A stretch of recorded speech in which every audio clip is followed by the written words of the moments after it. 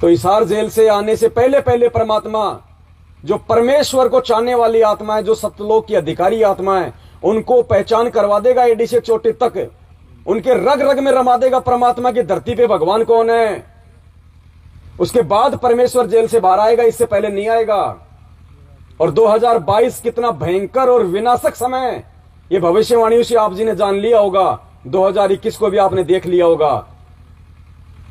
पसीने आ जाएंगे इंसान के, और बिना उस विनाशक समय से पहले परमात्मा जेल से नहीं आने वाला, क्योंकि संत रामपाल जी ही भगवान है। दुनिया इसको नहीं मान रही, और दुनिया इसको तब तक नहीं मान सकती जब तक कि दुनिया को परमात्मा वो बंदर ना दिखा दे। वो बंदर दिखाएगा परमात्मा, तब दुनिया मानेगी हाँ ये परमात्मा है। क्योंकि बिना ज्ञान के तो उनको रिजेक्ट करके जेल में बैठा ही दिया। अब जेल में बैठे बैठे थोड़े लोग उनको भगवान मानने वाले हैं। वो दिखाएगा परमात्मा पूरी दुनिया को, और जोर आएगा, जोर। भविष्य वक्ताओं ने तो यहां तक बोल रखा है, 1/3 जनसंख्या जाएगी पूरी पृथ्वी की, 1/3। और ये परम सत्य है, क्योंकि 8.5 अरब की जनसंख्या में से मात्र 15 या 20 लाख लोगों ने संत रामपाल जी को ज्ञान से थोड़ा बहुत पहचान के उनसे दीक्षा ली है। और 20 लाख 8.5 अरब में मुश्किल से 1% भी नहीं होगा। तो ये व्यक्ति हमें भक्ति करने देंगे क्या? आप भक्ति कर पाओगे क्या? आज आप अपने परिवार में 2 अनुपदेशी, आप भक्ति नहीं कर पा रहे। इस 8.5 अरब की जनसंख्या के बीच में रह के आप कलयुग में सत्ययुग लाने की उम्मीद करते हो क्या? और वचन भगवान का फैल नहीं हो सकता। तो भाई महामारियां, बाढ़, भूकंप, अकाल, सूखा, पता नहीं क्या क्या आएगा। और उस समय परमेश्वर अपनी विशेष आत्माओं की मदद करेगा, और आंखों के सामने आएगा वो समय। 2021 आपने देख लिया होगा। किसी ने नहीं सोचा था कि 3 साल के लिए पूरा विश्व थम जाएगा। आज तक के इतिहास में किसी ने नहीं सुना होगा, देवताओं के इतिहास में भी।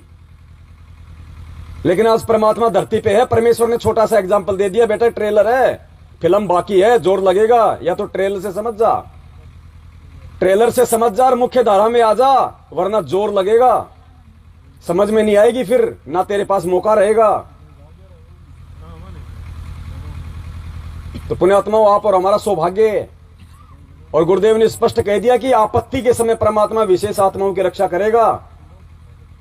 हम ये ना सोचे कि मैंने तो संत रामपाल जी से नाम ले लिया, मेरी रक्षा हो जाएगी। नहीं, संत रामपाल जी से नाम उन 13 भक्तों ने भी लिया हुआ था, जो महाराष्ट्र से चल के हिसार की तारीख पे जा रहे थे। और नागौर में सुबह 3 बजे बस एक्सीडेंट हुई, 13 के 13 भगत मर गए एक साथ। 4 की तो गर्दन ही धड़ से अलग हो गई थी। वो भी तो संत रामपाल जी के भगत थे। वो हिसार में कोई शादी में थोड़ी जा रहे थे, गुरु जी के दर्शनों के लिए जा रहे थे ना। तो क्या उस अंतर्यामी भगवान को नहीं पता था कि मेरे भगत कहां से चल के आ रहे हैं मेरे लिए? क्यों नहीं बचाया परमात्मा ने? वो तो समर्थ थे, वो तो समर्थ थे ना, वो तो बचा सकते थे भाई। क्यों नहीं बचाया परमात्मा ने? मालिक अपना विधान नहीं तोड़ेगा। कौन सा विधान? जो काल के साथ परमेश्वर ने एग्रीमेंट किया है कि परमेश्वर जो आपकी मर्यादा में रहे, जो आपके अनुसार चले वो आपका, और जो आपका मर्यादा में ना रहे परमेश्वर उसके साथ जबरदस्ती। तो कब परमेश्वर संत रामपाल जी भगवान ने हिसार जेल से आदेश दिया कि मेरी तारीखों पे आओ? और क्यों जाएं हम तारीखों पे? क्या हमारे गुरुजी दोषी हैं क्या? हत्यारे हैं क्या? देशद्रोही हैं क्या जो हम तारीखों पे जाएं? और किस लिए जाएं भाई हम? परमेश्वर ने सीधा सा मार्ग बता दिया। अगर हमें इस पहचान में आ गए कि ये भगवान है, हमें वहां पे चप्पल तोड़ने की आवश्यकता क्या है? हमें अपने भगवान पे विश्वास क्यों नहीं हो रहा भाई? हम जाके उन्हें निकाल लेंगे क्या? 10 गालियां खुद खाते हैं, 20 गालियां वहां गुरुजी को दिलाते हैं, ये आगे रामपाल के पाखंडी चेले, ये कारनामा करके हम आते हैं वहां पे। इससे ज्यादा कुछ नहीं मिलता। या फिर पुलिस वाले अपने हाथ साफ कर लेते हैं, इससे ज्यादा कुछ नहीं मिलता वहां पे।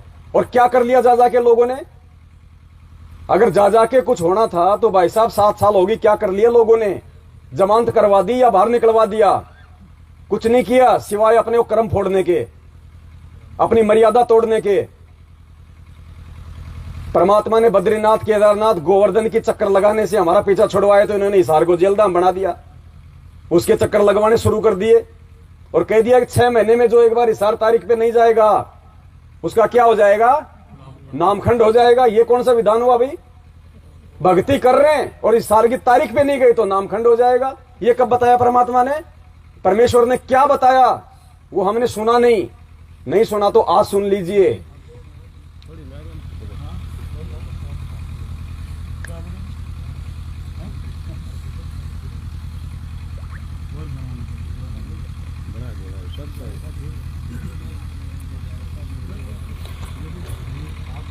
ये परमात्मा का छोटा सा वीडियो है। 2006 में जब परमात्मा रोहतक जेल में गए थे करोथा कांड के दौरान, और जब 2 साल के बाद परमात्मा आए थे 2008 में, उस समय परमात्मा का सत्संग है सतलोक आश्रम का, सतलोक आश्रम दौलतपुरा का। इसमें परमात्मा कह रहे हैं, आप ध्यान से सुन लीजिए एक बार और खुद निर्णय कर लेना जो गुरुदेव इसमें कह रहे हैं कि ऐसे में जब गुरुजी जेल में हैं और ऐसे में यदि तुम उनसे मिलने नहीं आए तो नामखंड होता है कि नहीं होता है? क्या आज ये परमात्मा अपने वचन के विरुद्ध हमें ये बातें कहेगा, ये आदेश देगा कि जो 6 महीने में इस 8 तारीख पे नहीं आएगा उसका नामखंड हो जाएगा? सुन लीजिए अपने मुख से। परमात्मा बार बार प्रार्थना करते हैं कि संत मिलन को चालियो,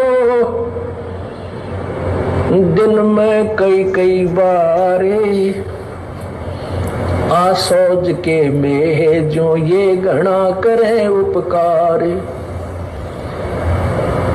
भाई कई बार ना जा सके तो संत दर्श 2 बखत कर ले, कह कबीर संत दर्श ते यू काल दगा ना दे।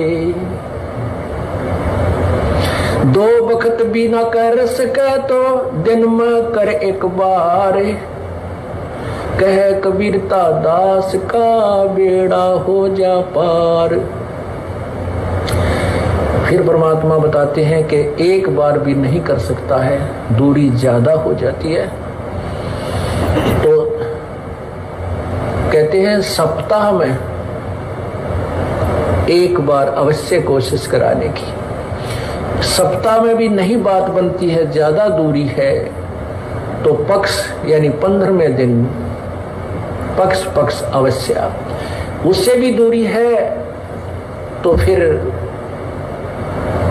1 महीने में अवश्य दर्शन करने की चेष्टा कर, अवश्य पहुंच। और फिर भी कुछ ज्यादा ही विदेश दूर चला गया है तो 6 महीने तक चूकिए मत। और भी ज्यादा कोई मजबूरी या दूर चला गया है तो 1 वर्ष में संत के दर्शन के लिए अवश्य आइए। और दूर रहते हुए फिर कैसी भावना रखे? लाख कोस जो गुरु बसे और शेष समुद्रा तीर, एक पलक भूले नहीं जो गुण हो शरीर। कहते हैं गुरुजी चाहे लाख कोस की दूरी पर बैठे हैं लेकिन दिल से दूर नहीं होने चाहिए। तो 1 साल में कोस अवश्य पहुंचना चाहिए। अब यहां भक्तों के शंका आती है कि गुरुजी अब पौने 2 वर्ष तक अज्ञात रहे, दर्शन नहीं हो सके, तो क्या हमारे ऊपर क्या हमारा जो नाम तो फिर खंड नहीं हो गया है? ऐसा कुछ नहीं है। ये लीला परमात्मा की है। जैसे कोई एक्सीडेंट हो जाता है और वही उसमें टांग टूट गया, प्लास्टर बांधे रहना पड़ता है और चारपाई पे लेटा पड़ा रहना होता है। लेकिन जब ठीक हो जाए, जब थोड़ा ही पड़ा रहना है, फिर तो काम करे, घूमे, फिर अपने सारे कार्य सुचारू करे। तो ये कोई लीला है परमात्मा की, इनमें ऐसा कोई दोष नहीं आता। क्योंकि आप तो रो रहे थे, आप गुरु जी से दूर नहीं थे, आपकी आत्मा तड़फ रही थी और उन नादान लोगों ने स्वयं भी पाप कमा लिया जिन्हें हमारा विरोध करके ये ऐसा झूठा केस बनाकर परमात्मा के पुत्रों को सजा उन्होंने हमारे को प्रताड़नाएं दी है, जेल में डाला। अब मुझे इस बात का डर है कि उन गिला के बनेगी। तो यहां परमात्मा ने स्पष्ट कर दिया कि ऐसी स्थिति में नामखंड नहीं होता है। और जेल वाला ही परमात्मा ने यह सत्संग कर दिया क्योंकि गुरुदेव अंतर्यामी हैं। गुरुदेव को पता था कि 2014 में भी नालायकों की नालायकी के चलते कांड होगा, मुझे फिर से ये जेल में बैठाएंगे। और फिर से इसी प्रकार से ये पाखंड शुरू करेंगे संगत में। तारीख पे नहीं गया तो नामखंड, तारीख पे नहीं गया तो नामखंड। तो परमात्मा ने 2008 में ही सत्संग में जिक्र कर दिया उस अंतर्यामी भगवान ने कि भक्तों के मन में शंका होगी कि भाई गुरुजी 2 साल जेल में थे, हम उनसे मिल नहीं पाए, हमारा नाम तो खंड नहीं हो गया। तो गुरुजी कहते हैं इसमें ऐसा कोई दोष नहीं होता है, क्योंकि वो हमारी मजबूरी थी। और आज देखो उसी परमात्मा के इन सत्संगों के विपरीत आप और हमसे 7 साल से कितने भयंकर कुकर्म करवाए गए, सबकी मर्यादा तोड़वा दी। सबने ये साबित कर दिया कि इतना ज्ञान लेने के बाद भी हम भेड़ हैं, भेड़, और भेड़ चाल चलना हम नहीं छोड़ सकते। ये हमारी ये पैतृक आदत हो चुकी है। और आज वही लोग महादुखी हैं। वो इशार तारीखों पे जाने वालों को वहां पे फांसी भी हुई, इशार तारीख पे जाने वाले ट्रेन के नीचे आके भी मरे, इशार तारीख पे जाने वाले एक्सीडेंट में भी मरे। अगर भगवान का आदेश हो तारीखों पे बुलाने का, बाढ़ बाका हो सकता है क्या उनके बच्चों का? यही काल की सूक्ष्म चाल होती है। इसीलिए परमात्मा ने यह भ्रम खंडन किया था संगत का, जो 2008 में कहा था कि 2 काल के दूत पैदा हो गए। एक उनका भाई था महेंद्र, जो आज भगोड़ा बन के घूम रहा है पुलिस के आगे। अरे संत रामपाल जी भगवान का भगत। पहली बात तो भगत जी, यहां आप जितने भी भाई बहन बैठे हैं, पहली बात तो संत रामपाल जी भगवान से ज्ञान लेने के बाद यदि उनका कोई भगत होगा तो ऐसा वो कोई भी वो कर्म नहीं करेगा जिसकी वजह से उनको जेल जाना पड़े। और यदि जबरदस्ती उनके ऊपर वो कुकर्म थोपा जा रहा है तो वो उस मुकदमे का सामना करेगा अपने गुरु पे विश्वास करके, या फिर वो पुलिस के आगे वो भगोड़ा बन के घूमेगा। तो पिछले 7 साल से अगर इसने बरवाला कांड में कोई गलती नहीं की, अगर ये गलत नहीं था, तो क्यों पिछले 7 साल से मुंह छुपा के भग रहा है? ये भगत कहां भाई? ये भगत के लक्षण है क्या? बता दीजिए। तो फिर हम किसके पीछे चल रहे थे 7 साल से? भगवान के पीछे या भगोड़ों के पीछे? नामदान केंद्र आपने सुना अपने गुरुदेव के मुख कमल से, हिसार जेल से कोई वो वीडियो आया कि बच्चों ये नामदान केंद्र खोलने का मेरा आदेश है? बस किसी ऐरे गहरे व्यक्ति ने कह दिया गुरुजी का आदेश, भेड़चाल में सब पीछे गुरुजी का आदेश। एक पीला पर्चा निकाल दिया कंप्यूटर से टाइप करके, हिसार जेल से गुरुजी का आदेश आया है, हरियाणा में बीजेपी को फलाने जगह, कांग्रेस को फलानी जगह, ओम प्रकाश चौटाला को वोट देने, और हमने भेड़चाल में दे दिए। ये ज्ञान आधार है क्या ये? इसीलिए परमात्मा दुखी होके, मालिक ने ये रास्ता चुना कि मेरे रहते सहते ये नहीं समझ पाएंगे इन सब चीजों को, ये कभी ज्ञान को आधार बनाएंगे नहीं जब तक इनके ठोकर नहीं लगेगी। इसलिए बरवाला कांड काल भगवान की सोची समझी साजिश, और काल की साजिश से ही परमात्मा अपना काम सफल करता है हमेशा। 3 युगों में जीव थोड़े ले जाना, कलयुग में जितने मर्जी ले जाना, ये किसने वरदान मांगा था? काल भगवान ने। परमात्मा ने कहा तथास्तु, क्योंकि मालिक का काम ऐसे ही सफल होना था। क्योंकि दुखी तो आज हो रहे हैं ना, हमारी जो बैटरी तो आज हो रही ना डिस्चार्ज, और जब आत्मा के ऊपर खाली पापक्रम शेष रह जाएंगे, पुण्य खत्म होंगे, तभी तो ये अंदर से रोएगी, और जब आत्मा रोएगी तभी परमात्मा इसको संभालेगा। तो पहले के 3 युगों में आत्मा नहीं रोती थी क्योंकि इसकी बैटरी चार्ज थी। तो परमात्मा, अच्छा वो हम ये भी नहीं कह सकते कि वो काल ने वरदान मांगे, नहीं, काल भी वही मांग सकता है जो सतगुरु चाहेगा। सतगुरु की परिधि से बाहर वो भी मुंह नहीं खोल सकता, क्योंकि वो भी एक आत्मा है। अब जैसे इंसान प्रधानमंत्री भी इंसान, ये पवन दास भी, लेकिन उसमें इसमें शक्ति में बहुत पावर है भाई, क्योंकि उसके पास में शक्ति है वो भी इंसान है, आप भी इंसान है, मैं भी इंसान ही हूं। मेरी कोई एक पुलिस वाला नहीं माने, और वो अगर मुख्यमंत्री को आदेश दे दे तो वो भी लाइन में खड़ा हो जाए। क्या अंतर है? शब्द का अंतर है, शक्ति का अंतर है, उसके पास में भक्ति है, पहले की अर्जित है। तो परमेश्वर की परिधि से बाहर ये भी नहीं जा सकता, क्योंकि ये भी मालिक का ही बच्चा है, परमेश्वर की आत्मा है, ये भी उसी जीव की संज्ञा में है। तो इसी प्रकार ये बरवाला कांड था काल भगवान का झकझोल, लेकिन इस बरवाला कांड से उस परमात्मा ने अपने कच्चे पक्के हीरों को भी छांटना था, उनकी भी परख करनी थी कि कौन मेरा है और कौन अभी काल का है। कितना समझाया परमात्मा ने हमारे को, एक एक चीज के बारे में कभी ध्यान दिया ही नहीं हमने। हमारे को जाट आरक्षण में ठोक दिया गया हरियाणा में, अरे हम भगत हैं। ये सारे कारनामे छोड़ के तो हम इस मार्ग में आए थे, और इस मार्ग में आके भी हमसे वही क्रिया करवाई जा रही है। फिर भी हम लोगों ने कभी विचार नहीं किया ये क्या हो रहा है। राजनीति, अब बताओ, परमात्मा ने इतने सत्संग कर दिए राजनीति पे, स्पष्ट मना किया परमात्मा ने, स्पष्ट। एक बार तो कोई सरपंच था, वो सरपंच था नहीं, सरपंच का चुनाव लड़ना चाह रहा था, वो 10 साल से भक्ति कर रहा, सारा नाम ले रखा। गुरुजी बताएंगे, मैं तो क्या बताऊं अब। ये संकेत है, परमेश्वर ने इसीलिए किए थे कि आगे काल तांडव मचाएगा, संगत में इस प्रकार के कुक्रम करवाएगा, तो सावधान हो जाना बच्चों कि मेरे क्या आदेश हैं। पुण्यात्माओं, काल ने इतना जबरदस्त जकड़ रखा है हमारे को। आप 5-4 वर्ष आप इस भक्ति में लगोगे, 10 वर्ष हो गए तो कहना है कि आपको इतना सुख देगा, आपके बच्चे भी सेट हो जाएंगे बढ़िया, और बच्चे क्योंकि भक्ति से परिपूर्ण हो जाएंगे, वो आपको प्यार भी गणा देंगे।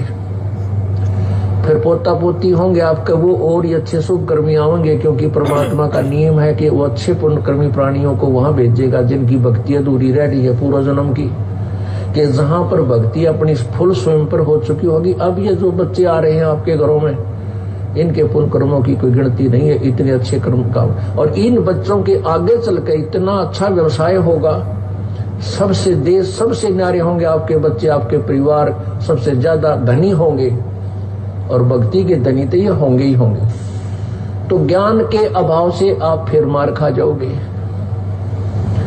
पहले से कितना कष्ट आ गया है और लास्ट में सुख हो गया तो आदमी सारे दुख न भूल जाता है। ये काल का एक भयंकर जाल है।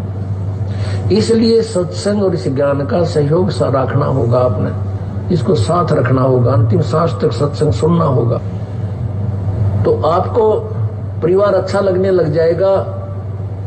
और फिर न सोचेगा सत के दया सतलोक में आड़े सतलोक हो जाए, ऐले इतनी मन में आई अर्जा होगी मृत्यु, रह गया यहीं पर।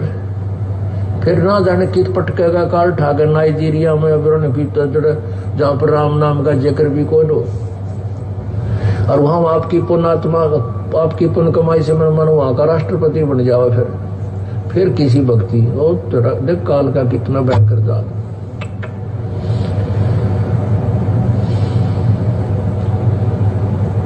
पुण्यात्माओं, परमात्मा कहते हैं,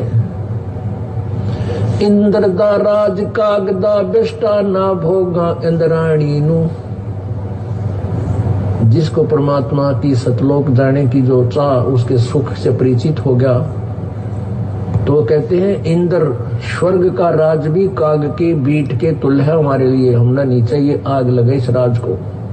जिसने सतलोक जाना है ये धारणा बनानी पड़ेगी। आराम एक कोई एक भगत आए न बोले जी गाँव में सरपंच बनावा है, मैंने मैं कुआं में पड़ जा किता है सरपंच बने रहे, तेरा गजब रोज ज्ञान सुनावा करे तेरे फूट के बाद, और 10 साल नाम लिए न लिए, क्यों घर में सुख हो गया, अच्छी ट्रक चलेगा। गाँव वाले तेने सोचा कर 2 पैसे फालतू लाओगा, अच्छी दारू पे आओगा। मैं बोला कुआं में पड़ जाए इसका अच्छा था ना जी, मत आज्ञा लेना आऊंगा, मैं नहीं खड़ा हूंगा। फिर मैं इतना पूछ भी कैसे लिया मेरे तेरा गजब हुई। तो पुण्यात्माओं, इस काल का भयंकर जाल है, इससे बचना पड़ेगा, आपने इस ज्ञान को आधार बनाना पड़ेगा। पाल जी भगवान की जय हो। पुण्यात्माओं, हजारों संकेत परमात्मा ने सत्संगों में छुपा रखे हैं, और थोड़ा सा मसाला दिया उस परमात्मा ने हमें, ताकि साथ संगति के माध्यम से हम उनकी पहचान कर सकें, उनके विधान को जान सकें कि कौन कौन सी परमेश्वर की मर्यादा है। मर्यादा वो ही नहीं है जो हमें फार्म पे लिख के दे दी गई है। कहीं हम ये सोचें कि बस गुरु जी के तो वो ही नियम है जो प्रथम नाम के समय तो 11 दे दिए, सतनाम के समय 34 दे दिए, बस। ये हमारी सबसे बड़ी भूल है। कदम कदम पे नियम है इस परमात्मा का, कदम कदम पे। कब? जब हमें ज्ञान हो जाएगा। कदम कदम पे परमात्मा कहते हैं कुछ तो आपको जो फार्म पे लिख के दे दिए, ये कुछ आप जब ये सत्संग सुनोगे, कथाएं सुनोगे, तो आपकी समझ में आएंगे, और कुछ परमात्मा ने कहा कि तुम्हारे को कॉमन सेंस से भी समझ में आने लगेंगे। अब कॉमन सेंस तो बहुत दूर की बात है, फिलहाल तो जो कागजों में लिखे उन पे नहीं चल पा रहे। और फिर बात करें हम सार नाम की, सार शब्द की। आजकल बहुत सारे जो पंथ वाले हैं काल प्रेरणा से, और बहुत सारे लोग इसी संगत से निकले हुए, शब्द शब्द शब्द, उनके पास वो शब्द नहीं, उनके पास वो शब्द नहीं, उनके पास में पूरा ज्ञान नहीं, उनके पास में अधूरा ज्ञान नहीं। अरे अभी वो दे किसको ज्ञान, कोई लेने वाला भी तो हो। उनके पास तो सब कुछ है और था, तभी उन्होंने 27 साल से पाड़ा मान रखा था पूरी दुनिया में। शंकराचार्यों के लिए सतलोक आश्रम बरवाड़ा में 2010 में परमात्मा ने गद्दी लगा रखी थी चारों के लिए, और निमंत्रण भेजे थे मीडिया के माध्यम से। सत्संग पूरी दुनिया सुनती है, सारे संत सुनते हैं, सबको पता है। गए तो मुंह की खा के आएंगे, कोई नहीं आया। शब्द शब्द शब्द, शब्द का सह पता नहीं, उछल रहे शब्द की पूंछड़ी पकड़ के। अरे उनके पास तो सब कुछ है जो किसी के पास नहीं है, लेकिन दे किसको भाई, कोई लेने के लायक है क्या? अभी तक परमात्मा ने सार नाम भी नहीं दिया किसी को। ये जितने भी जो सार नाम लिए बैठे हैं, अपने आप में समझ रहे हैं कि संत रामपाल जी ने मुझे 90 में सार नाम दे दिया, 94 में सार नाम दे दिया था, मैं तो 2000 का भगत हूं। सार नाम की तो परमात्मा ने छींट भी नहीं लगने दी। सार शब्द तो बहुत दूर की बात है। ये जिन जिन भाई बहनों को परमात्मा ने सार नाम दे रखा है, जैसे बच्चे को मेले में खुश करने के लिए झुंझुना पकड़ाते ना, झुन झुन झुन झुन झुन झुन, ये झुंझुना है। अगर असल में देखा जाए ना पुण्यात्मा, असल में तो ये संगत में 90% लोग सतनाम के भी काबिल नहीं है, सतनाम के भी काबिल नहीं है। सार नाम तो कोसों दूर की बात है। क्यों नहीं दिया परमात्मा ने, उसके पीछे का रीजन आपको बता देता हूं। केवल एक ही उदाहरण दूंगा, समझ जाओगे आप, और एक ही व्यक्ति का उदाहरण दूंगा, समझदार उसी से समझ जाएगा कि परमेश्वर ने सार नाम आज तक किसी को दिया है या नहीं दिया। और यहां हमारे भाई रोहतक में 500 को बैठा के टेलीविजन के आगे और उनको सार नाम दे रहे हैं, और सार शब्द भी देने लगे। 2 पाठ में सार शब्द और 1 में सार नाम था। वो परमात्मा बच्चा नहीं है, वो ही है जो 650 साल पहले आया था काशी में, कोई दूसरा नहीं है ये। जिस सार शब्द के लिए इसने धर्मदास को जिंदा समाधि दे दी, जिस सार शब्द को देके उसे ओपन ना करने के लिए नानक जी से वचन भरा लिए, और जिस सार शब्द की परमात्मा ने छींट नहीं लगने दी, जिसे परमेश्वर ने संजीवनी बूटी बताया, मोक्ष का मार्ग बताया, वो सार नाम और वो कबीर परमात्मा एक 15 रुपए की डीवीडी में डाल के आलू टमाटर की तरह बांटने के लिए उन लोगों को देके जाएंगे जो प्रथम नाम के लायक नहीं है। ये क्यों नहीं दिया था? आज जो लोग सार नाम की गुंडी पकड़ के कि मेरे पास में ऊपर का ज्ञान है, मेरे पास में नीचे का ज्ञान है, उनसे दूर हो चुके हैं। आज वो अपने कर्म फोड़ रहे हैं, उनके ज्ञान में और उनके मंत्रों में मीनमेख निकाल के। क्या उस अंतर्यामी को मालूम नहीं था कि बरवाला कांड के बाद में कौन कौन बाहर निकलेगा, क्या क्या वो गंदगी फैलाएगा, क्या होगा? वो अंतर्यामी है, हम गलती कर सकते हैं, परमेश्वर नहीं कर सकता। एक ही उदाहरण दूंगा, केवल एक ही उदाहरण। जब तक ये गंदगी नहीं छट जाएगी संगत में से, सार नाम की छींट भी नहीं लगेगा। और कौन अधिकारी होता है? शब्द की तो छींट भी नहीं है किसी के पास।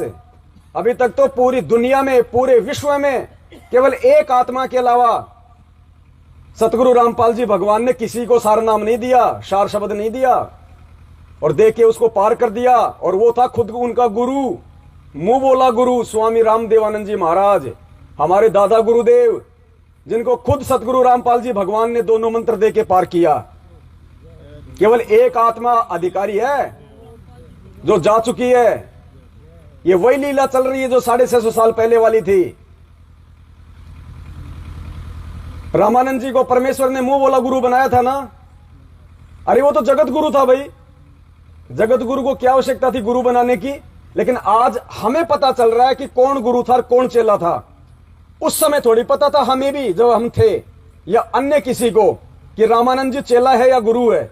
ये तो आज पता चल रहा है ना इन बातों का, लेकिन आज रहते सहते पता चल जाएगा, क्योंकि ये मोक्ष का टाइम है, प्राइम टाइम है कि कौन गुरु है कौन चेला है। आज पता चलेगा ज्ञान आधार से। क्या कहते हैं हम गुरु जी को? जगत गुरु कहते हैं ना। तो जगत गुरु कोई भाई जन्म लेने के बाद बनता है क्या? जगत गुरु कोई बाद में बनता है क्या? जगत गुरु कौन होता है? जो पूरी दुनिया को ज्ञान दे।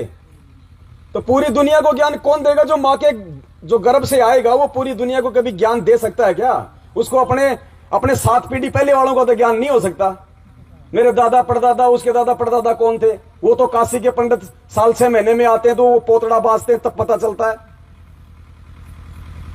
जिसको अपने 7 पीढ़ियों के बाप दादाओं का ज्ञान नहीं पता होता, वो दुनिया को क्या ज्ञान देगा? जगत गुरु कौन होता है? परमात्मा। तो फिर जगत गुरु का गुरु कौन बनेगा भाई? ये परमेश्वर है। बाकी जी ध्यान रखना, वो महेंद्र बता देना मुझे एक नाम, बस भूल जाता हूं ना, फिर दूसरा टॉपिक आ गया बीच में। पुण्यात्मा, सुबह उठे तो हमारे पास में एक विश्वास रूपी एक हथियार होना चाहिए। क्या कहा था परमात्मा ने? जिसने मेरे से नाम ले लिया, और मेरा जो 3 साल का बच्चा होगा, 3 साल का बच्चा यानी आध्यात्मिक, जिसकी उम्र 3 साल हो जाएगी, जिसने 3 साल से नाम ले रखा होगा और ढंग से जिसने सत्संग सुने होंगे, भक्ति की होंगी, क्या कहा परमात्मा ने उस आत्मा के विषय में? उसको अगर ब्रह्मा विष्णु महेश भी आ जाए तो उसको पराजित नहीं कर सकते। और आज जो कहते हैं मुझे संत रामपाल जी ने 2008 में सार नाम दे दिया था, आज वो लोगों के पीछे लग रहा है उनका चेला बन के। क्या संत रामपाल जी का वचन फेल हो सकता है? नहीं, वो जीव फेल हो गए जिन्होंने उनको परमात्मा नहीं माना, क्योंकि वो अहम में आ गए, वो फूल गए कि जो जड़ी बूटी थी वो तो मिल गई। उन्हें यह नहीं पता था कि शीशी में तुझे क्या डाल के दिया, क्योंकि वो अंतरिया में था, उसको पता था आगे चल के खुद भी पिएगा, खुद भी मरेगा और उनको भी मारेगा। अरे जब दादा या बाबा जब आर्मी से रिटायरमेंट आता है तो उसके छोटे छोटे उसके पोता पोती हो लेते हैं ना। जैसे हमारे रामदेव भगत जी सो गए क्या? तो चाय पिलाओ ना फिर उनको। अच्छा, अब खड़े हुए हैं, आर्मी से रिटायरमेंट है। और कई भाइयों की आदत होती है वहां से एक लाइसेंसी बंदूक भी ले आते हैं और फिर अपनी बैठक में उसको लगा भी देते हैं। अब पोता क्या कहेगा? दादा बंदूक, रोने लगेगा। तो दादा पागल है क्या जो वो उतार के दे देगा उसको वो भरी हुई बंदूक? उसको पता है कि ये नादान बच्चा है, अगर इसको बंदूक हाथ में दे दी तो सबसे पहले वो किधर करके चलाता है? दादा की तरफ ही चलाता है। फिर दादा क्या करेगा? कहीं मेले में जाएगा, कहीं दुकान पे जाएगा, उसको 50-60 रुपए की एक नकली बंदूक लाके देगा जब वो नहीं मानेगा। और जैसे उसके हाथ में बंदूक आ जाती है, उसकी वो आदत होती है सबसे पहले अपने दादा की तरफ ही करके टर टर टर। तो क्या उस परमेश्वर को पता नहीं था कि ये कितनी अनमोल जड़ी बूटी है और इस जड़ी बूटी को लेने का अधिकारी कौन होता है? अरे दादा गलती कर सकता है, ये सबका दादा गलती नहीं कर सकता भाई, ये जल्दबाजी नहीं कर सकता। इसको धोखा देने वाला दुनिया में कोई पैदा नहीं हुआ। सिर्फ एक एग्जाम्पल पुण्यात्माओं सफिशिएंट होगा। और नहीं पेट भरे तो सुबह तक देता रहूंगा, फिर भी नहीं भरे तो अगली साथ संगति में आ जाना, मिलते रहेंगे। सतगुरु दोगला नहीं हो सकता, ना सतगुरु के वचन दोगले हो सकते। आज आपको समझ में आ जाएगा कि संत रामपाल जी भगवान ने आज तक स्वामी रामदेवानंद जी महाराज जी के अलावा ना तो किसी को सार नाम दिया, ना किसी को सार शब्द दिया। और क्यों नहीं दिया? सिर्फ एक उनके छोटे भाई का इंटरव्यू ध्यान से सुन लेना और फिर गुरु जी का छोटा सा 2 मिनट का सत्संग, बस।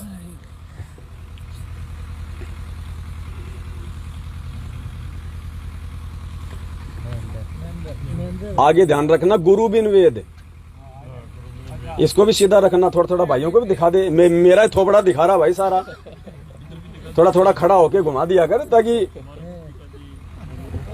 लंबी डांग ठोक दी एकदम। हाँ जी बड़े भाई, अभी तो आई थी भगत जी चाय। अच्छा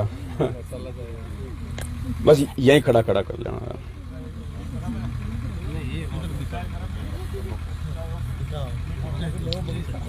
चलो चाय एक बार सबको दी जा रही है क्या दोबारा?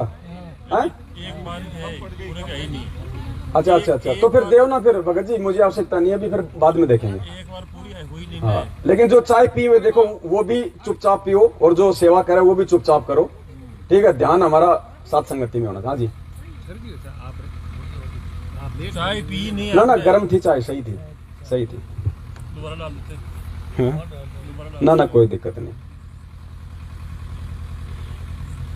ये महेंद्र जी हैं, सतगुरु रामपाल जी भगवान के कलयुगी भाई।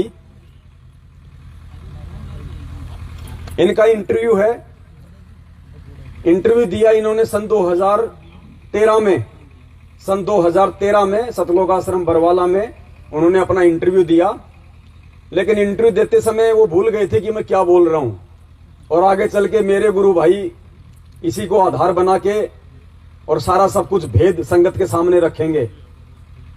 पुण्यात्माओं, ठीक का समय आता है तभी परमात्मा सारे काम करता है, और अब सारे काम ठीक होंगे, सारे ही ठीक होंगे अब, क्योंकि ठीक का समय है। और आज ये कंसेप्ट पूरा सुबह तक क्लियर हो जाना चाहिए कि पूरी पृथ्वी पे 21 ब्रह्मांड में किसी के पास में ना तो सारनाम है ना सार शब्द है। शंकराचार्यों के पास तो सार शब्द का कोई मतलब होता नहीं, क्योंकि उनका तो धारा ही अलग होती है। सार शब्द के ठेकेदार बनते हैं ये कबीरपंथी, और ये दास साबित कर देगा सुबह तक अगर आप टिके रहे तो। जो अपने आप को धर्मदास जी की पीढ़ी वाला समझते हैं उनके पास में सार शब्द का सह भी नहीं है। बाकी जो दाढ़ी बढ़ा बढ़ा के जो अपने आप में जो कबीरपंथी बन गए उनकी तो फिर बात ही क्या है।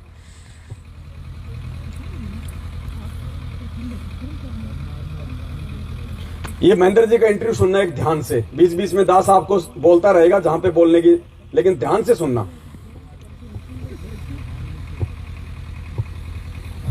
और गुरुजी लंच टाइम में मेरे पास रोजाना आते थे, लगभग 4 महीने लगातार आए और सत्संग की भक्ति की बातें बताने लगे कि भक्ति करनी चाहिए, भक्ति से दुख दूर होते हैं, सुख मिलता है, मोक्ष मिलता है। लेकिन मेरी रुचि विशेष नहीं थी, और मैं महाराज जी को मना भी नहीं कर सकता था कि मेरे पास क्यों आए हो, कि बड़े भाई साहब थे।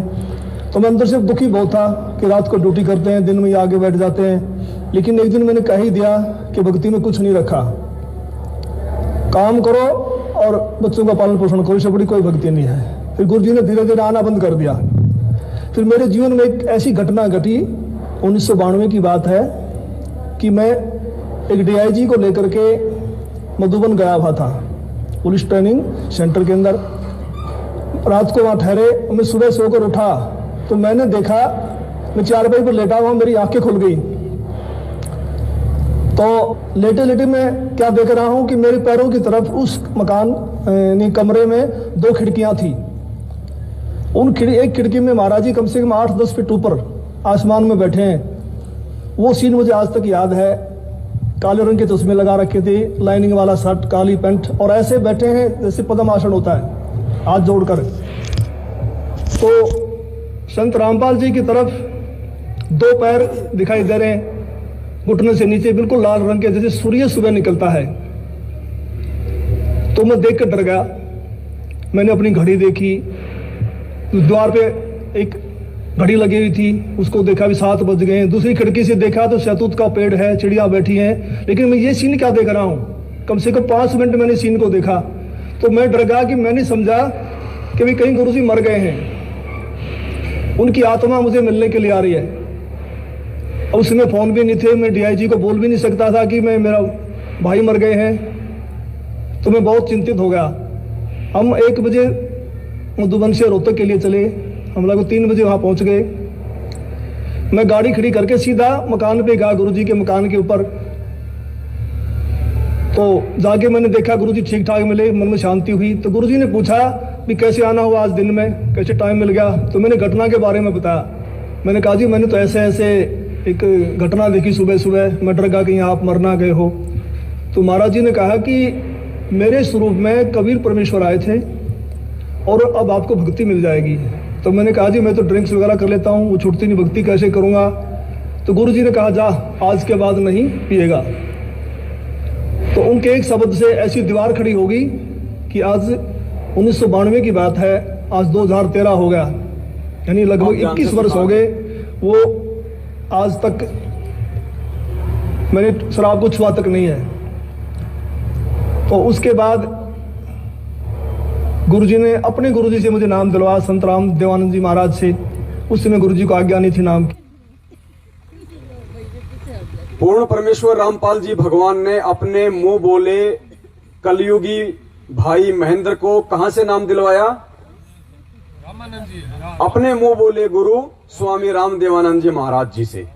ठीक है, एक एक पॉइंट को ध्यान से सुनते जाना कि कितने वर्ष पुराना यह भगत है जिसने दादा गुरुदेव से भी दीक्षा ली हुई है, यानी भक्ति मार्ग में कितना मास्टर है। मैं भक्ति में जरूर लगा क्योंकि महाराज जी बताते थे कबीर साहब पूर्ण प्रमाण। फिर उसके बाद इसने गुरुजी से भी नाम लिया, सुनना मिल गया तो मैंने घटना के बारे में बताया। मैंने कहा जी मैंने तो ऐसे ऐसे एक घटना देखी, सुबह सुबह मैं डर गया कहीं आप मर ना गए हो। तो महाराज जी ने कहा कि मेरे स्वरूप में कबीर परमेश्वर आए थे और अब आपको भक्ति मिल जाएगी। तो मैंने कहा जी मैं तो ड्रिंक्स वगैरह कर लेता हूँ, वो छूटती नहीं, भक्ति कैसे करूँगा। तो गुरु जी ने कहा जा आज के बाद नहीं पिएगा। तो उनके एक शब्द से ऐसी दीवार खड़ी होगी कि आज 1992 की बात है, आज 2013 हो गया, यानी लगभग 21 वर्ष हो गए। वो आज तक मैंने शराब को छुआ तक नहीं है। तो उसके बाद गुरुजी ने अपने गुरुजी से मुझे नाम दिलवाया, संत राम देवानंद जी महाराज से। उस समय गुरुजी को आज्ञा नहीं थी नाम की। मैं भक्ति में जरूर लगा क्योंकि महाराज जी बताते थे कबीर साहब पूर्ण परमात्मा हैं, इनसे सबसे ऊपर हैं। तो मैंने उनको उदाहरण दिया कि पुलिस में तो ऐसे होता है, उसमें पुलिस वाले बहुत नाजायज किया करते। कोई कहता मैं फलांगा सिपारसी हूँ, उसको पकड़ लिया तो उसकी कुटाई कर देते थे, फोन आता छोड़ देते, हमें नहीं पता जी आपका था। कहीं ऐसा ना हो कि नीचे देव देवता हमें कूट दें और जब तो कबीर साहब ऊपर से आए। लेकिन मैं लगा जरूर रहा, लेकिन विशेष विश्वास नहीं था भी कबीर साहब पूर्ण परमात्मा है। तो महाराज जी ने कहा कि आप ये नाम जपते रहो, इन नाम से आपका विश्वास हो जाएगा। तो फिर 1994 में गुरु जी को आज्ञा होगी नाम की। फिर महाराज जी ने दोबारा से हमारे को नाम दिए, फिर सार नाम। दादा गुरुदेव के बाद में इस महेंद्र ने सन 1994 में परमपिता परमेश्वर सतगुरु रामपाल जी भगवान से भी दीक्षा ले ली। क्या कह रहा है? फिर गुरुजी ने हमें नाम दिया, फिर सारनाम भी दिया। अब आगे सुनना। सारनाम मिलने के बाद, ये मेन पॉइंट है, इसी को फोकस करके रखना, फिर पूरी कहानी समझ में आ जाएगी। ये भेद परमात्मा ने छोड़े हैं आज आप और हमारी आंखें खोलने के लिए, विश्वास पैदा करवाने के लिए। कि सारनाम लेने के बाद भी महेंद्र जी गुरुजी से कहेंगे कि जी ये मुझे दिखाओ वेदों में, गीता में कि कबीर ही भगवान है। अर्थात सारनाम के बाद भी महेंद्र को विश्वास नहीं था कि कबीर ही भगवान है, वरना गुरुजी से सबूत मांगने की आवश्यकता। ध्यान से सुनना, ये बहुत अहम पॉइंट है। नाम की फिर महाराज जी ने दोबारा से हमारे को नाम दिए, फिर सार नाम दिया। मैं भक्ति में लगा रहा, लेकिन कबीर साहब के बारे में मैं पूछता था कि वेदों में दिखाओ, गीता जी में दिखाओ। तो महाराज जी कहते समय आने तो सब कुछ दिखाऊंगा मैं, अब ये करते रहो। तो फिर ऐसी घटना घटी कि एक दिन मैं सोया हुआ था और मेरी आत्मा निकल के ऊपर ब्रह्मांड में चली गई, बहुत ऊंचाई पर। वहां विष्णु भगवान खड़े हैं श्री कृष्ण जी के रूप में। उनके सिर पर ऐसे मोर का चंदा है, मोर मुकुट है, और मेरे से कह रहे हैं कि जिस भक्ति पे आप लगे हो ये भक्ति बड़ी कठिन है, ये मार्ग बड़ा कठिन है। अगर इतना आसान होता तो सभी यहां से निकल जाते। और एक बात का ख्याल रखना, मेरे भक्तों को मत तोड़ना। जैसे मेरी आत्मा, मेरा सूक्ष्म शरीर मेरे शरीर में आया तो मेरी आंख खोली तो मेरा सारा शरीर पसीने से भीगा हुआ था और मैं बिल्कुल सर्दी का महीना था। मैंने कपड़े चेंज किए पसीना पोंछकर, और मैं सुबह उठ करके अपनी ड्यूटी पे आया तो महाराज जी से मुलाकात हुई। मैंने महाराज जी को बताया कि ऐसे ऐसे घटना घटी रात को। तो महाराज जी ने कहा कि आपको विश्वास नहीं हो रहा था कबीर साहब के बारे में और आप कृष्ण जी को ज्यादा मानते थे, इसीलिए कृष्ण जी के मुख से ही आपसे कहलवा दिया गया है। सारनाम लेने के बाद की यह घटना है। और जब इसने गुरुजी को घटना के बारे में बताया तो गुरुजी कह रहे हैं कि तुम्हें विश्वास नहीं हो रहा था कि कबीर जी भगवान है, इसलिए क्योंकि तुम कृष्ण जी को ज्यादा मानते थे। तो कृष्ण जी के मुख से कहलवा दिया कि कबीर जी, तो सार नाम लेने के बाद भी कबीर जी को भगवान नाम मान के ये किसको भगवान मान रहा था? श्री कृष्ण जी को। बस इतना ही लेंगे यहां से।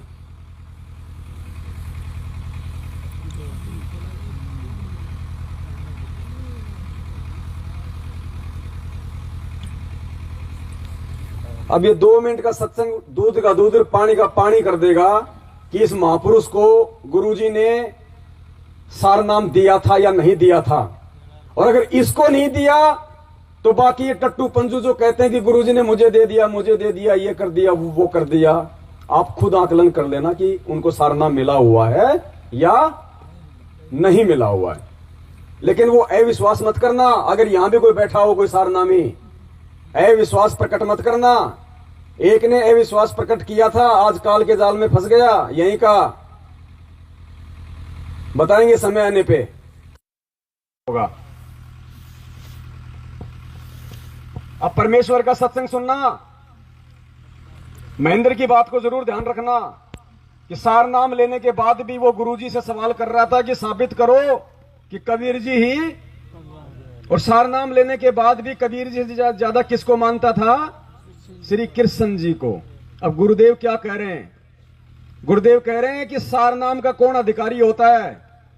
गुरुदेव कह रहे हैं जिसकी ये 3 नाम का मंत्र किसको दिया जाता है, कौन अधिकारी होता है? जिसकी नस नस में ये समा जाता है कि कबीर इज,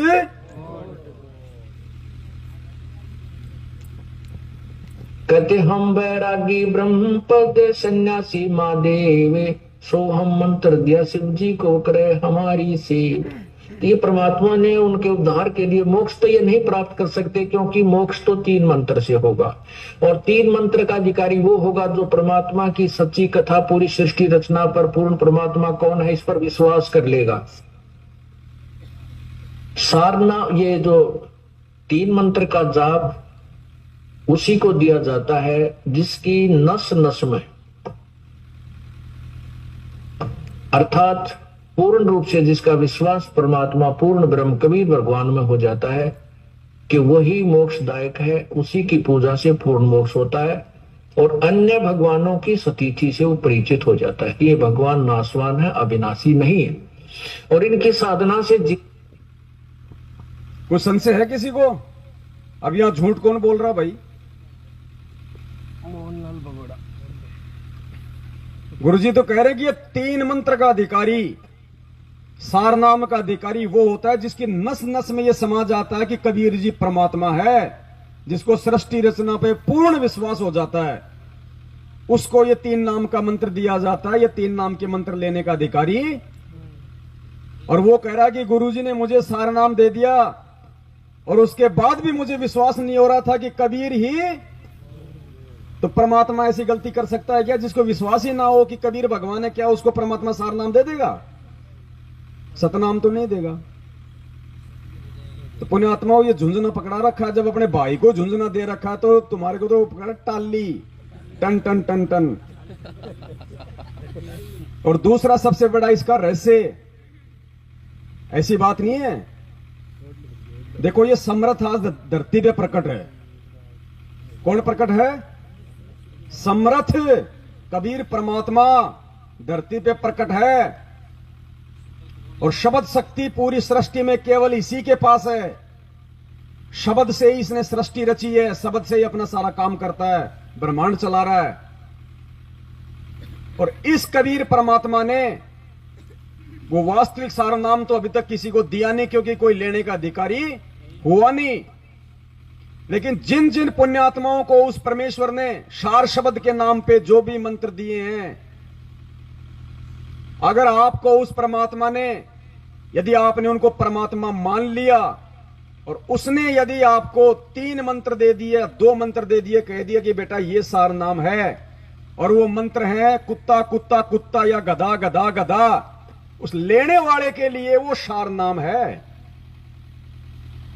अगर उसको अपने गुरु पे विश्वास है तो कि ये परमात्मा है, उसके बाद यदि वो समर्थ कह दे कि बेटा ले सार नाम दू बैठ, कान में कहे कि बेटा कुत्ता कुत्ता कुत्ता इन 3 नाम का जाप किए जा, मन में शंका हो गई गधे की योनि में जाएगा, और विश्वास हुआ तो सतलोक जाएगा, वो गधा गधा बोल के भी, क्योंकि समर्थ का वो वचन है परमेश्वर का।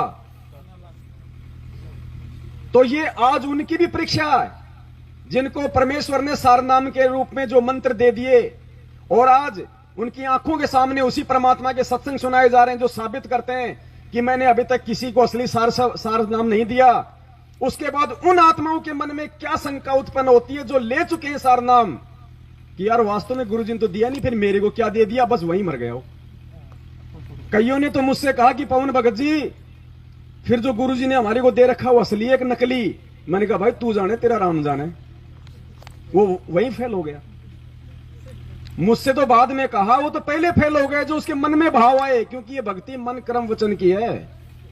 मन कर्म वचन, गुरुदेव कहते हैं यदि आपने मन से भी किसी का बुरा सोच लिया तो वो भी दोष उतना ही लगेगा जितना आप किसी का अपने हाथ से कर दोगे। ये वो भक्ति कर रहे हैं पुण्यात्मा, इसलिए परमात्मा कहते हैं काल कसाई बाणा, मालिक की वाणी है ना कि पग पग पे यो तक तक मारे काल कसाई बाणा, ये ऐसे सूक्ष्म चालों से मारता है। तो असली सारनाम तो अभी तक किसी को दिया नहीं, और जिनको दे दिया उन पुण्यात्माओं के लिए वो असली है।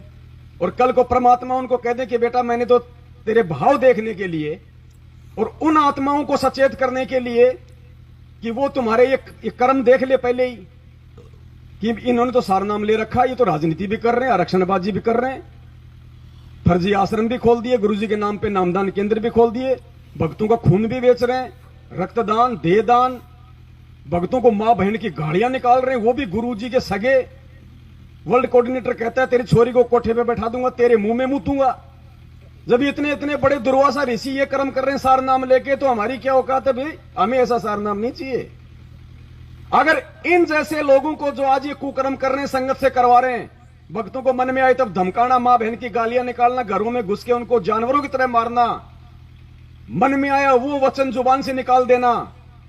सोचो अगर उस परमेश्वर ने इनको वो असली सार नाम दे दिया होता और उसकी कमाई से कितनी पावर, ये ब्रह्मांड का सत्यानाश कर देते ये नालायक है। वो वचन बोल बोल के, क्योंकि सार नाम की कमाई से बोला गया वचन फिर निष्फल नहीं हो सकता।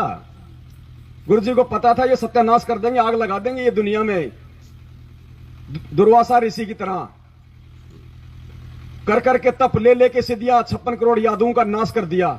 वचन से तो किया था उसने, काटे थोड़ी थे। तो सार नाम की कमाई में क्या आती है, वचन शक्ति। और आज इनके सारनामियों के कुकर्म आप सबके सामने है। इन्होंने कौन सी वो कसर छोड़ दी मुझे बता दो। जगत वालों से भी गई गुजरी हरकत, वो जगत वाले जो बिल्कुल या तो भांग पी के या फिर वो शराब पी के जो हरकत करते हैं, बाकी तो जो सामान्य जगत वाले हैं इन सारनामियों से लाख गुना अच्छे हैं व्यवहार में, बातचीत में, बोलचाल में। इसलिए उस परमात्मा ने आज तक किसी को सार नाम की छींट भी नहीं लगने दी। और सार नाम का अधिकारी कौन होता है, एक और सत्संग सुनाएंगे परमेश्वर का, आपको एडी से चोटी तक विश्वास हो जाएगा कि परमेश्वर इतनी बड़ी दया, और अच्छा हुआ जो आपसे सार नाम लेके आज आप ही के विरुद्ध खड़े हो रहे हैं, आप ही के ज्ञान को छोटा बता रहे हैं। परमेश्वर हमारा सौभाग्य कि हम उनकी फंकियों में नहीं आए, निकाल पता नहीं कब हमारी मुंडी पकड़ के ले जाता। अब तक कौन अधिकारी होता है सार नाम के। मैं सार शब्द की बात नहीं कर रहा, अभी ध्यान रखना, वो तो बहुत पहुंची हुई चीज है। जो कह देते हैं ना कि संत रामपाल जी के पास तो 52 अक्षर का ज्ञान है, 52 अक्षर के बाहर का नहीं है। उनको ये नहीं पता कि 52 अक्षर है क्या, अक्षर क्या है उनको ये नहीं पता, अक्षर का ए क्या है उनको ये भी नहीं पता। आमना सामना होगा, दुनिया देखेगी, और भगवान सारे काम अपने भगतों से करवाएगा, चिंता मत करो, क्योंकि भगत से भगवान की पहचान होती है। अगर मीरा ने भगवान पे विश्वास करके जहर ना पिया होता, श्री कृष्ण को दुनिया में कोई भगवान नहीं मानता। अगर प्रहलाद ने विश्वास करके होलिका की गोदी में नहीं बैठा होता, विष्णु को कोई भगवान नहीं मानता। तो सारे काम भगवान अपने भगत से करवाता है, आज भी करवाएगा। तभी आने वाले समय में दुनिया मानेगी कि पूर्ण परमात्मा तो हिसार जेल में बैठा हुआ है। बंदी छोड़ सतगुरु रामपाल जी भगवान की जय। पुण्यात्माओं, ये इस पूरी पृथ्वी के ऊपर भले हमें यकीन ना हो, क्योंकि गुरुदेव शरीर रूप में जेल में बैठे हुए हैं, शब्द रूप में परमात्मा यहां विराजमान है, भले हमें दिखाई न दे रहे हो परमेश्वर, लेकिन मालिक का विधान है, टूट नहीं सकता। वो परमात्मा जहां भी धार्मिक भंडारे होते हैं अवश्य पूछता है। पहले वो भी आपको थोड़ा सा, फिर आपको विश्वास होगा।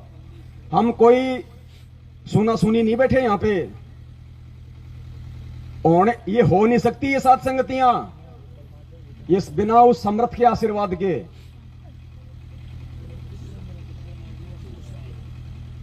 वीर सिंह ध्यान रखना, वीर सिंह ध्यान रखना। बघेल बघेल बघेल। अभी क्या चल रहा था भगत जी? अभी किस विषय पे बात हो रही थी?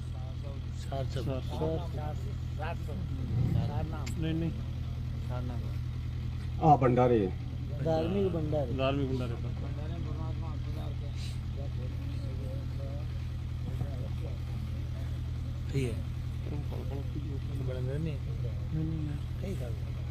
सुनना पुण्यात्मा हो ध्यान से।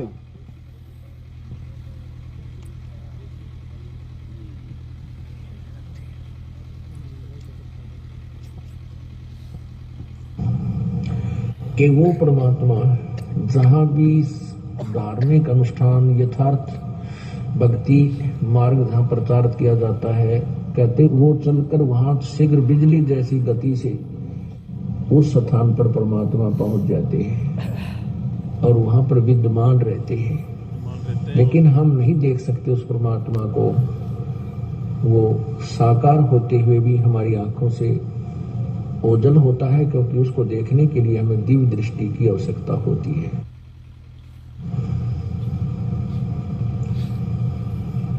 जहां जन की महिमा सुनो ताम गवन करंते, वो तो नगर अमान है जहां मेरे प्यारे संत। चैन अमन के वहां तो वो नगर सुख से बसेगा जहां मेरे प्यारे संत हैं, भक्त हैं, और जिन्होंने उपदेश ले रखा है, सत भक्ति कर रहे हैं। उस नगरी में उन भक्तों को कहते हैं कोई दुख नहीं होने दूंगा, उस नगरी को भी नहीं होने दूंगा। कौन सी नगरी को? पुण्यात्माओं, ये यथार्थ सत्संग है उस परमेश्वर के, यथार्थ वाणियां हैं। हमें ये सस्ते में भगवान में लगे, इसलिए हमारे को इसकी कदर नहीं हो रही। इन वचनों के लिए ब्रह्मा विष्णु महेश रोते हैं, लेकिन कानों में नहीं पड़ रहे। परमात्मा कहते हैं जहां जन से महिमा सुनूं वहां मैं गवन करंत, और वो तो नगर अमान है जहां मेरे प्यारे, जहां जन से महिमा सुनूं। आज हम वो जन हैं, वो जीव हैं जो परमेश्वर की आज हम महिमा गा रहे हैं। तो परमेश्वर कहते हैं जहां जन से महिमा सुनूं, आज हम परमेश्वर की महिमा को प्रकट करने के लिए उपस्थित हुए हैं। कहते हैं वहां मैं गवन करंत, और वो तो नगर अमान है जहां मेरे प्यारे। पुण्यात्माओं, सत्कर्म मान लेना, जिस जिस गांव में या जिस जिस शहर में उस विनाशकारी समय के आने से पहले साध संगतियां हो जाएंगी, आने वाले समय में वही बचेंगे। ये नोट कर लेना, आने वाले समय में आप भी यहीं रहोगे, दास भी यहीं रहेगा। भयंकर सत्यानाश होना है, भयंकर विनाश। कलयुग में सतयुग ऐसे नहीं आएगा। जब भी युग परिवर्तन हुआ है, इतिहास गवाह है, भयंकर तांडव मचा है, पृथ्वी डोल गई। हम त्रेता से द्वापर में आए, राम और रावण का युद्ध हुआ, करोड़ों मारे गए, लाखों औरतें विधवा हुई, करोड़ों बच्चे यतीम हुए। इतना पाप बढ़ा, पृथ्वी के ऊपर तांडव मचा था, क्योंकि वो युग परिवर्तन था। हम त्रेता से द्वापर में आ रहे थे, फिर हम द्वापर से इस कलयुग में आए तो महाभारत हुआ, क्योंकि युग परिवर्तन होना था। करोड़ों मरे, हाहाकार मच गया था पूरी पृथ्वी के ऊपर। अब पुण्यात्माओं, इस कलयुग में मिनी सतयुग, हम सतयुग में प्रवेश करने जा रहे हैं। युग परिवर्तन है, ध्यान रखना, साधारण समय नहीं है। ऐसे नहीं चिल्ला रहा दास, उस परमेश्वर के आदेश से जगा रहा है परमात्मा अपने बच्चों को, अपने बच्चों के माध्यम से निमित्त बना के कि समय रहते जाग जाना। इस परमेश्वर की पूंछ पकड़ के दूर मत चले जाना। किसी भी नादान के कहने से, किसी भी काला एजेंट के कहने से धरती पे ठिकाना नहीं होगा। धरती पे ठिकाना जो समय आज उनकी मर्यादा तोड़ रहे हैं, वो उनको नहीं बचा रहा। 12-12 एक साथ मर रहे हैं। आने वाले समय में क्या गारंटी है परमेश्वर उनको बचाएगा? जो गले में लोकेट, हाथ में रक्षा सूत्र बांध के अपने आप को भगवान का भगत कहते हैं, ये रक्षा सूत्र नहीं करेगा। रक्षा करेगी परमात्मा की मर्यादा और भक्ति। वो 12 मरे थे, उनके हाथों में भी लाल धागे बंधे हुए थे। क्यों मर गए? क्योंकि मर्यादा नहीं थी। ये लोकेट रक्षा सूत्र ये परमेश्वर का विधान नहीं है, भगवान ने नहीं पहना है किसी को। ये तो एक भाव प्रकट करने के लिए कि नया भगत है, थोड़ा जुड़ा रहेगा, थोड़ा भाव रहेंगे, इसलिए उस मालिक को आवश्यकता नहीं है इनकी। हम पाठ करवाते हैं, हमारे को वो दिया जाता है कि सुपारी सी लपेट के उसके क्या कहा जाता है, इसको वहां रखना जहां पे आप अपने गले में रखना। तो फिर ये ब्राह्मण क्या बोलते हैं? फिर ये जंतर मंत्र वाले क्या बोलते हैं? ले ताबीज बांध दिया, वहां रखना जहां पे। ये मनमाना आचरण है, काल भगवान का ध्यान रखना। ये परमेश्वर का आदेश नहीं है। किसी सत्संग में सुना हो तो मुझे बता देना। सत्संग परमात्मा का विधान है। हम किसी अन्य की कही गई बात पे यकीन करेंगे, मार खाएंगे। और यही कारण है बरवाला कांड का, करौता कांड का। किसने सुना गुरुदेव के मुख कमल से कि बाहर जाके कमांडो बन जाओ, काले कपड़े पहन लो, पुलिस वालों को मारो? मैं तारीखों में नहीं जाना चाहता। भगवान ने तो जब मीडिया के सामने आए तो सीधा सीधा कहा कि राष्ट्रीय समाज सेवा समिति मेरी नहीं भाई, मैंने कोई कमांडो नहीं बनाए। तो फिर कौन आदेश दे रहा था? ये भी सुन लीजिए जो नए भगत भाई बहन है। कुमारी गांव भी ध्यान रखना। कुमारी गांव, वीर सिंह और कुमारी गांव दो ध्यान रखना, मैं भूल जाता हूं फिर।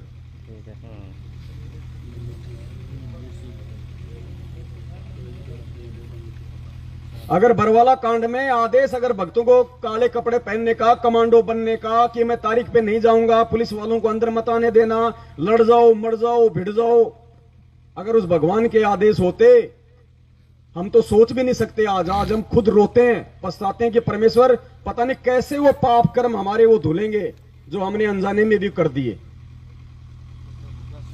फिर क्या कहा परमात्मा ने? पूरी दुनिया के सामने कहा उस मालिक ने कि कम से कम ये मेरे भगत नालायक मेरे इस वचन को तो मान लेंगे, लेकिन उन्होंने अपने गुरु के इस वचन को भी फैल कर दिया। क्या कह रहे परमात्मा?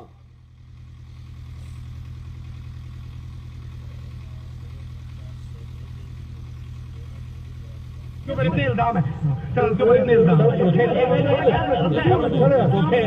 झूठे कैसे हैं आपके ऊपर? आपके गुंडे इतने खड़े थे वहाँ पे, हजारों आदमी हरियाणा पुलिस से। मेरे नीचे राष्ट्रीय समाज सेवा समिति नहीं तो आपकी समिति है। अरे आपकी समिति है बाबा। मेरे नहीं थे, राष्ट्रीय समाज सेवा समिति के गुंडे थे, यानी सतलोक आश्रम मैनेजमेंट हरियाणा के। कहा बाबा समिति आपकी है कि नहीं? मेरी समिति नहीं है। और आज ये क्या कहते हैं कि मैनेजमेंट गुरुजी का बनाया हुआ है। कल को जब गुरुजी बाहर आएंगे तो कौन झूठा कौन सोएगा भाई? अगर कल को यह साबित हो गया कि समिति संत रामपाल जी भगवान ने बनाई थी और उधर गुरुजी कहने की मेरी नहीं है, तो दुनिया भक्ति छोड़ देगी, आप और हम भी छोड़ देंगे। परमेश्वर दोगला नहीं हो सकता। अगर कल को यह साबित हो गया कि राष्ट्रीय समाज सेवा समिति संत रामपाल जी महाराज जी ने बनाई थी, पुण्यात्माओं शायद हम में से भी कई भक्ति छोड़ देंगे। ये परमेश्वर है, इसका वचन दोगला नहीं हो सकता। जो निकाल दिया लोहे की लकीर है। हम कितना समझ पाते हैं? अब कहते हैं गुरुजी का ऑडियो आ गया, गुरुजी का ऑडियो आ गया। अरे तो ये किसका वीडियो है? ये वीडियो किसका है फिर? अगर ऑडियो सच हो सकती है तो वीडियो क्यों नहीं सच होगा फिर ये? और ऑडियो पे हम क्यों यकीन करें भाई? ये कलयुग है। आज देश के प्रधानमंत्री की लाखों लोग आवाज निकाल देते हैं हूबहू, उनको भी हंसने पे मजबूर होना पड़ जाता है। नाना पाटेकर की, अमिताभ बच्चन की, धर्मेंद्र की आवाज नहीं निकाल देते क्या? यहां तक लोग गधे, सुअर, कुत्ते, बिल्ली की आवाज निकाल देते हैं। वो बिल्ली भी कहीं छुपी हो तो बाहर निकल आती है कि ये कौन आ गया। कोर्ट भी नहीं मानता ऑडियो को। लेकिन ये ऑडियो भाई, इसमें कौन सी कमी है? साक्षात बोल रहे प्रभु। लेकिन देखो ये होती है काल प्रेरणा। भगवान सन्मुख बोल रहा है, इसको नहीं वो मान रहे। एक फर्जी ऑडियो निकाल दी जाती है, लोग कहते हैं गुरुजी की ऑडियो आ गई, गुरुजी की ऑडियो आ गई। ये है काल की सूक्ष्म चाल।